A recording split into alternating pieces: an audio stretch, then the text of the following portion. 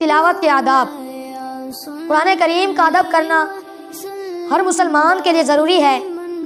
یہاں چند آداب ذکر کیے جاتے ہیں، اگر ہم ان پر عمل کریں گے تو اللہ تبارک و تعالیٰ کی رحمت ہماری طرف متوجہ ہوگی۔ قرآن کریم ہمیشہ وضو کر کے پڑھنا چاہیے۔ قرآن کریم پاک اور صاف جگہ پر رکھ کر پڑھنا چاہیے۔ قرآن کریم شروع کرنے سے پہلے اعوذ باللہ اور بسم اللہ پڑھنی چاہیے۔ قرآن کریم کو ریال یا تپائی یا کسی اونچی جگہ پر رکھ کر پڑھنا چاہیے۔ قرآن کریم کو ٹھہر ٹھہر کر تجوید کے ساتھ پڑھنا چاہیے۔ اگر کوئی ضرورت پیش آ جائے تو مناسب جگہ پر وقف کر کے ضرورت پوری کرنی چاہیے، اور ضرورت پوری کرنے کے بعد جب دوبارہ قرآن مجید پڑھنا شروع کریں تو پھر صرف تعوذ پڑھنی چاہیے۔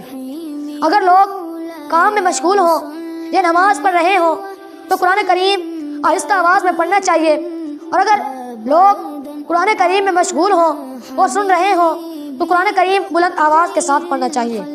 قرآن کریم کی عظمت دل میں رکھنی چاہیے کہ یہ بہت ہی بلند مرتبہ کلام ہے۔ جہاں سجدے کی آیت آئے وہاں سجدہ ضرور کرنا چاہیے۔ قرآن کریم پڑھنے کے بعد جس دان میں لپیٹ کر رکھیں تاکہ گرد و غبار سے محفوظ رہے۔ قرآن کریم کو کسی اونچی جگہ پر رکھیں تاکہ بے ادبی نہ ہو۔